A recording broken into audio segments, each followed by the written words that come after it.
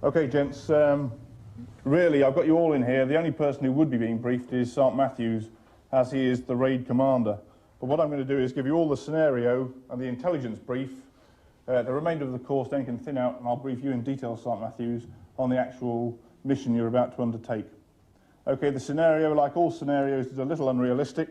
However, if you listen in, you'll get the general gist of what's happening. After your recent escape from the notorious Dostand interrogation centre on the mainland of Rangentia, it's been decided by the brigade commander that inside information gained by ML ranks on the centre makes the MNAW Cadre personnel the most logical choice to carry out a direct action task against the actual fortress. Intelligence reports indicate that vital information and propaganda material is being transmitted via some sophisticated aerials and radio equipment to their operations centre on the mainland, which is about 300 kilometres away.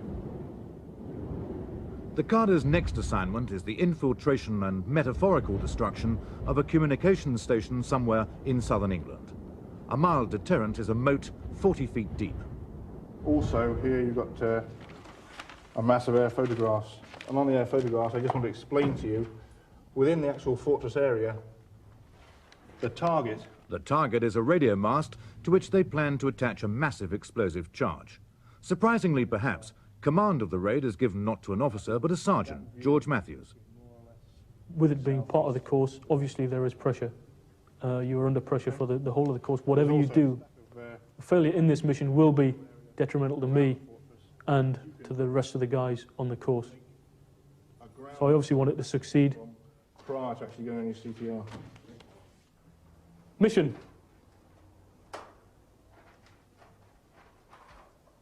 Our mission is to carry out a reconnaissance of Dostand Fort and the route to it, with a view to further operations. Execution. General outline. It will be an operation carried out in 6 phases.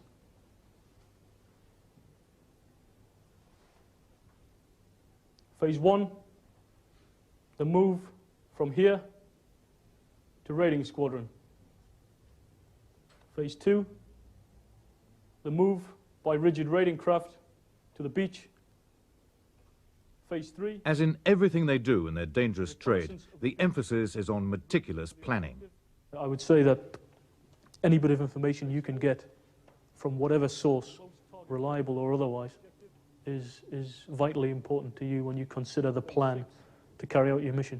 You can't even formulate a plan until you've gathered every little snippet you can. If the farmer across the road lets his dog out at 10 o'clock every night, we want to know about it. If he lets his wife out at 10 o'clock every night, we want to know about it.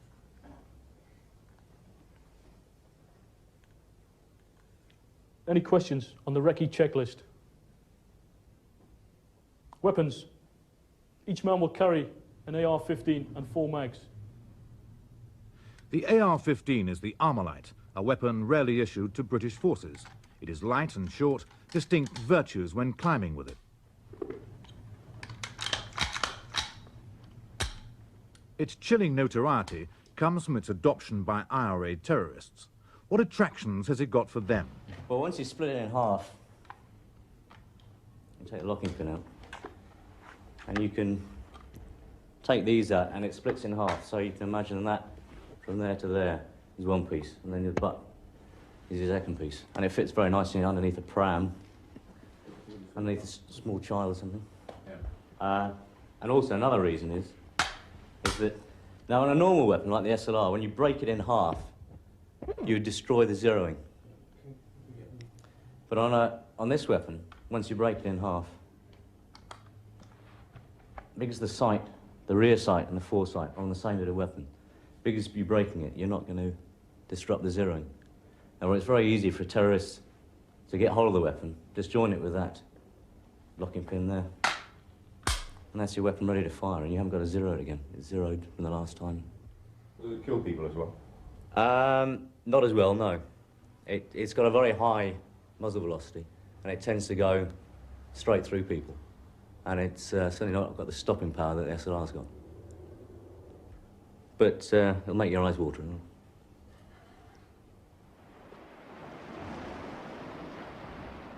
In daylight, they check out the terrain they must pit themselves against in darkness on successive nights. First on reconnaissance, then in the attack. The cliffs are wet and treacherously crumbling. To lose a foothold here has predictable consequences, as Corporal Rory Dale discovered when he fell 80 feet to an unexpected reunion with his wife. I was resigned to the fact that it was such a drop anyway, to me it wasn't. I was resigned to the fact that, you know, at the other end I wasn't, well, I was going to be dead, I really thought I was. And when I hit the deck, to my horror, I was still conscious. So, and it was quite painful. I feel the blood filling my lung up. Well, I rolled onto that side so I could just fire on one lung. But I just thought, it won't be long now, you know, with the way it was hurt. And I thought, I'm either going to pass out or kiss the world goodbye. But unfortunately, I never lost consciousness at all, so I felt pain all the way back here. Well, if it was up to me, I'd like him to come off the course, but he wants to stay on there, so I go along with what he thinks. I'm just glad that he's turned out to be lucky. I think for the way that he fell and for the height that he dropped, he's very lucky to be sat in the bed now. The Marines are to be put ashore by the rigid raider squadron, whose coxswains are equally meticulous in charting their course to the yard.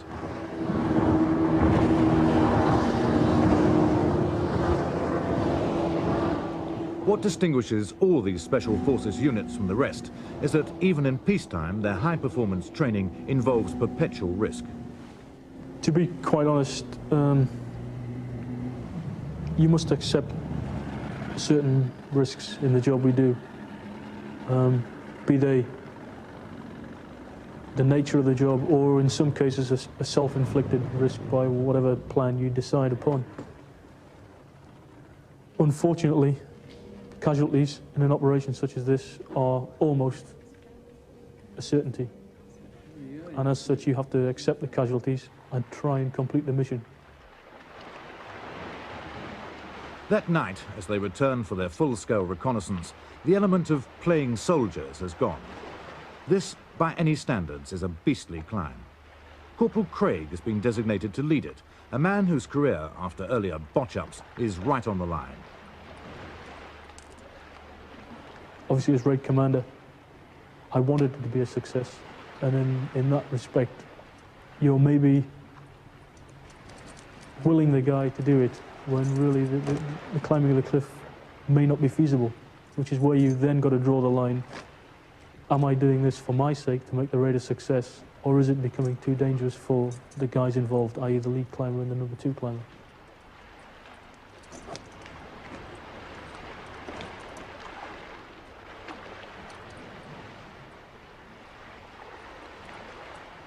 The main danger is the lack of reliable footholds.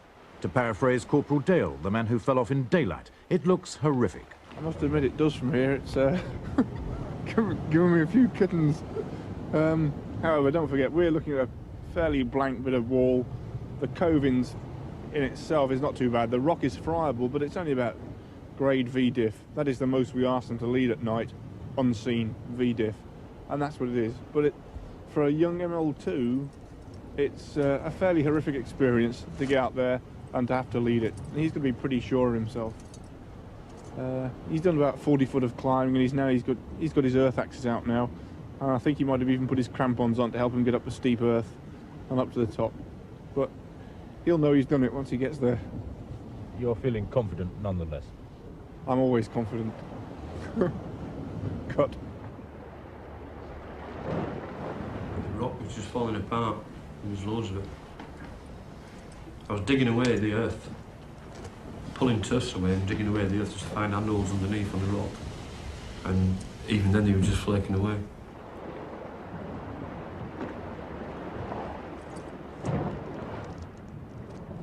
But the reconnaissance succeeds. They scaled the cliff, remained undetected as they checked out the fortress's defences, and by 1 AM are home for tea. No, I've he's in his got- locker. And he's... Much of the credit goes to Corporal Craig, a man almost uncomfortable with praise. What do you think of it? So you climbed it very well. It was a difficult climb. The main problem was there's no protection. Yeah, so it all dropped out, didn't it? Yeah, well, the two The that rock was hammered just in- falling apart.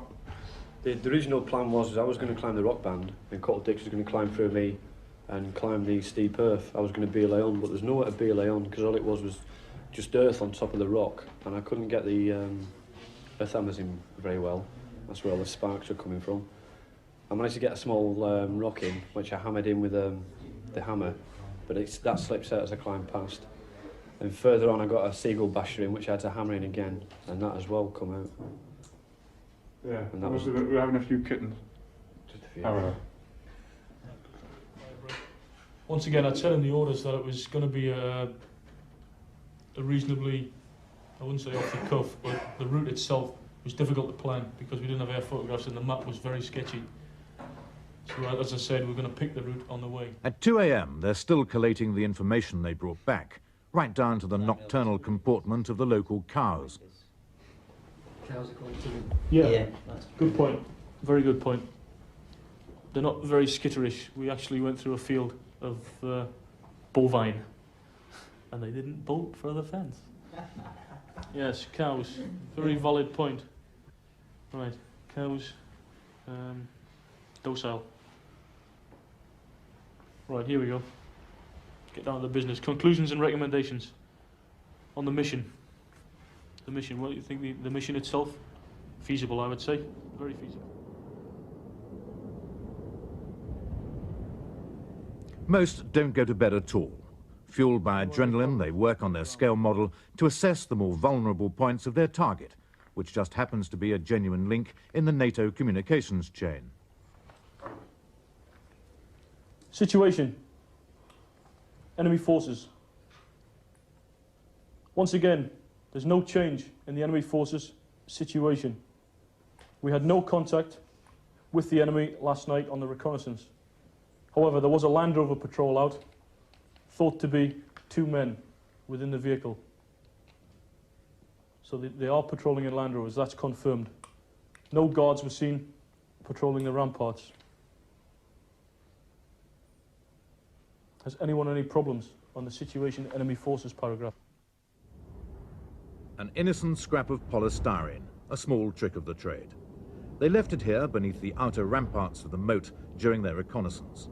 It marks what they judge to be the safest line of approach. My boat will lay off in the Oggin. It'll just lay off and allow this boat, if you could do the honours, Russ, to come into the cove. That's the beach party's boat. Put, into the cove. Okay, there should be a beach tonight because of the timings, putting back the timings, or even if it's just a small one, there will be a beach.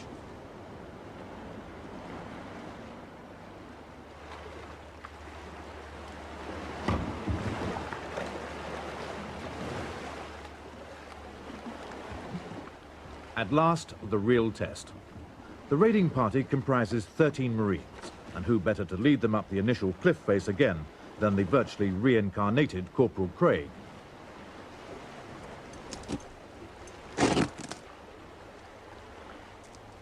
So, for the second time in under 24 hours, Craig edges his way upwards in darkness. These pictures are caught by image intensifier.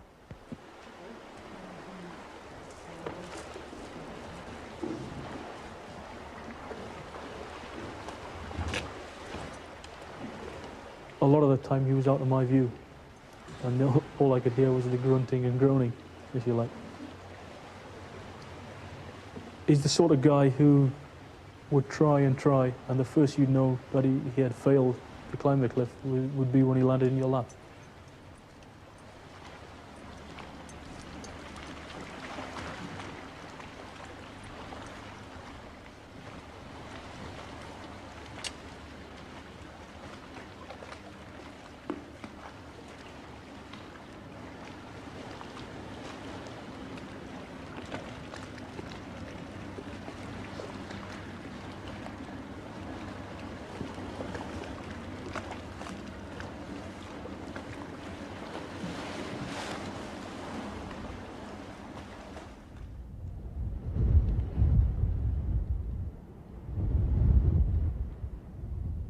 Their next problem, since the defenders also have image intensifiers, is in covering open ground.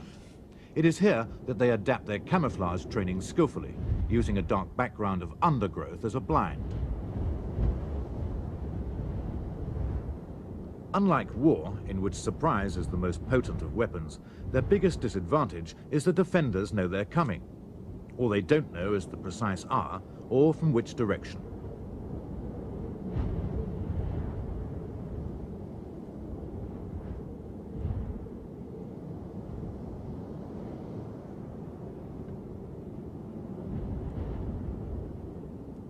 After the cliff face, the moat is child's play. A lot of time is spent prior to giving your orders on contingency plans for all eventualities. Everything to the most minute detail must be covered. If everything goes fine, then great, all you've done is wasted a few hours and some paper. If everything doesn't go to plan, then at least everyone is sure in their own mind what is going to happen should something go wrong.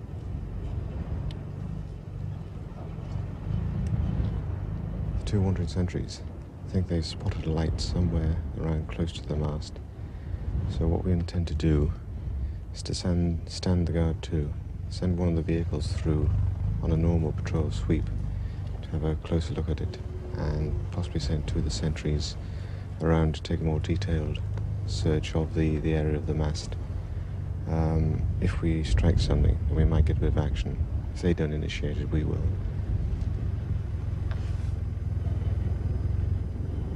You've got to think from an enemy's point of view what could be the most effective. And rather than do what the enemy suspect you of doing, you do something totally different.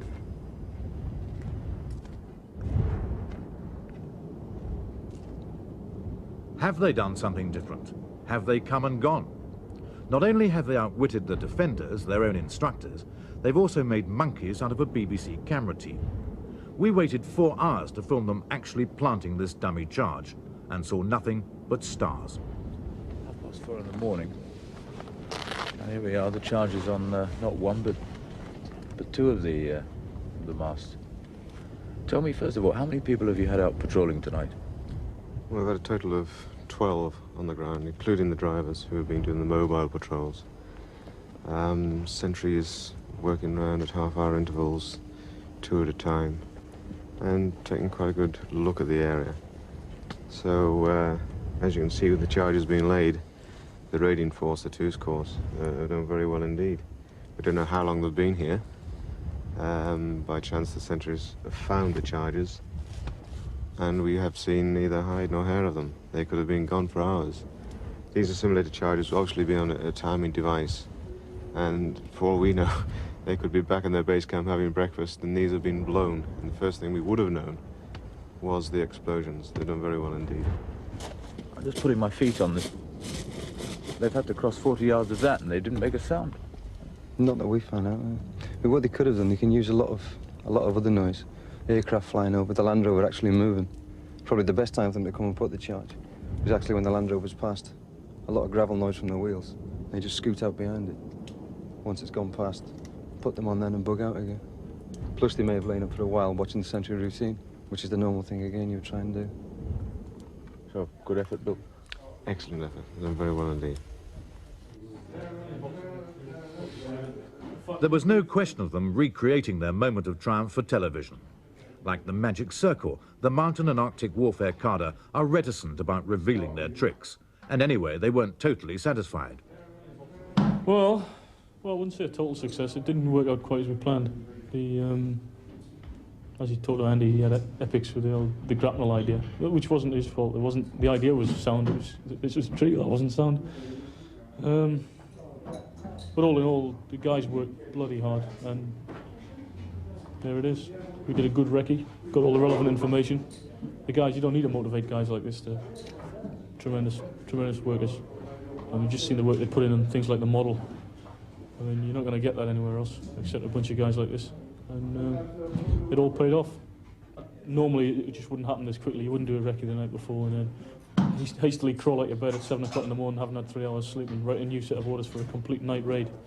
But if you can do it under stress, when you're tired and when you've just had a hard spill of graft, then you can do it anytime, really.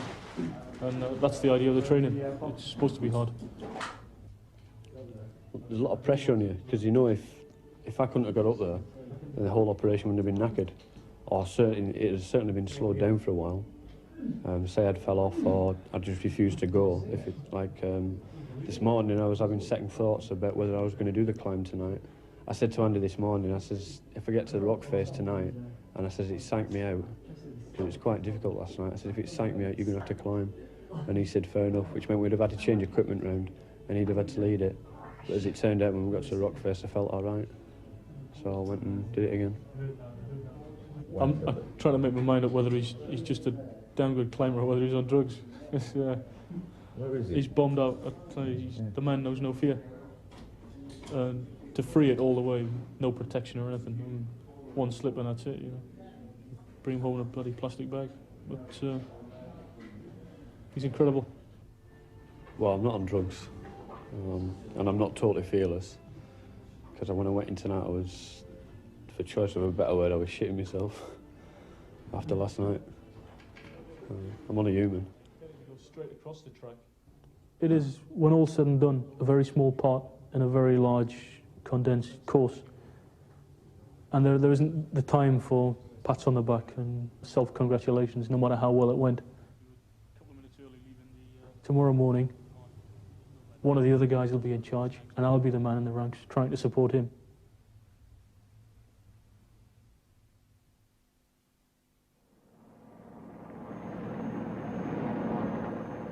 Four days later, and after 5 months of preparatory training, the Arctic Marines get their first glimpse of snow in central Norway.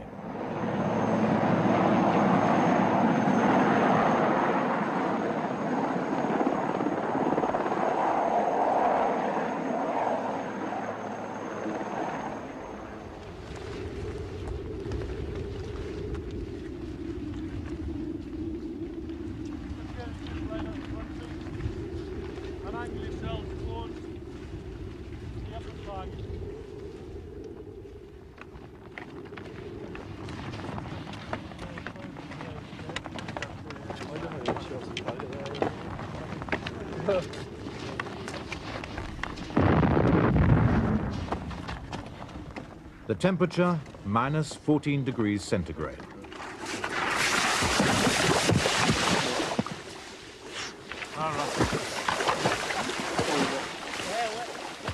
Use your poles. Your poles.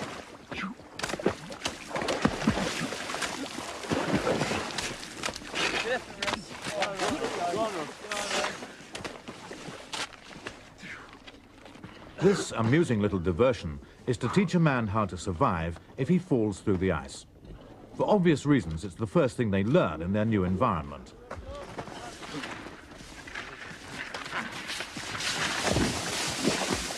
Keep Bergen out. Bergen out. Bergen. Bergen, Jim. Bergen, Jim. That's it, do it. It's all right, well done. Keep going. Go on, Jim. Left, Jim. Come on, Jim, fight it.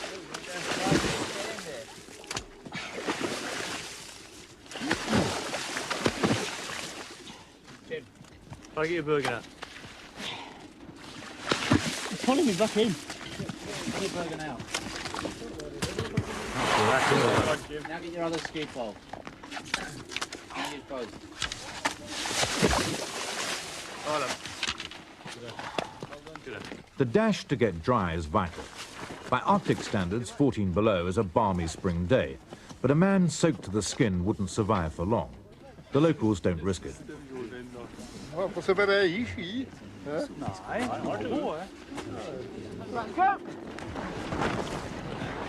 Leg fits in, she's raised. And out, together. And out, it's cold, eh? Together. You gotta be careful you don't do this too long. Front support position in place. The backside's getting cold, just drop them out quickly and bend. And stretch, and bend. And stretch. And bend. And stretch. Stops on. That gives everyone now then. If you take it on, a fit in. Oh, it's not that bad, the old snow. Don't worry about it. It starts getting a bit of confidence. You can do this with your companies. 10 seconds, get your kit on, go. If it all suggests a return to the cold bath ethic of the English public school, the illusion is shattered by the cheerful depravity of their marching songs. Delicate ladies may wish to close their ears. George.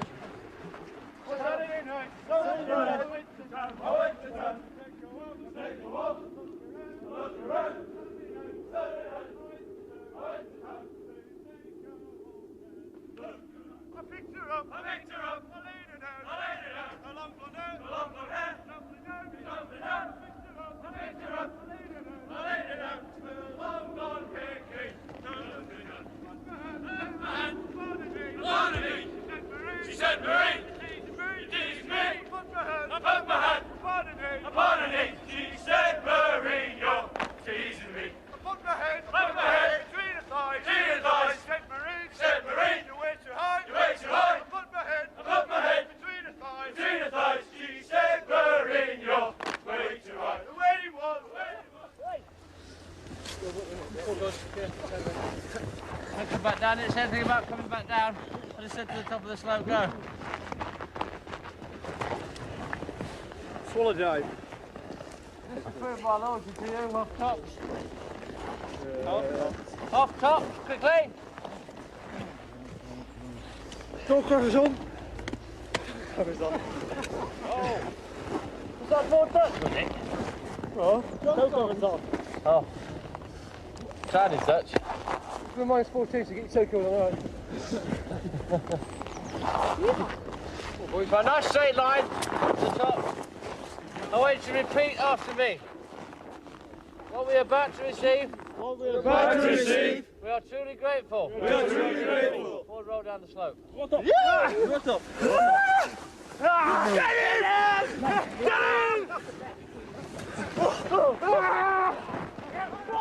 As viewers of earlier programmes may recall, the Cadre on occasions are no great respecters of rank. Not for the first time, Sergeant Mac McLean gets the full treatment. 1, 2. Thank you, boys. 3.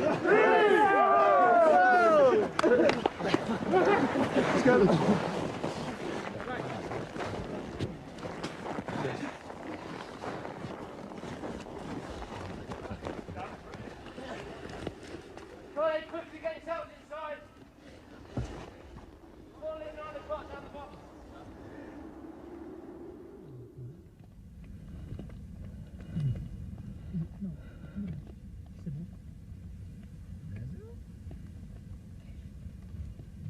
So, the Icemen have finally arrived. Next week, more winter sports of a baroque nature, and back to square one for Corporal Craig.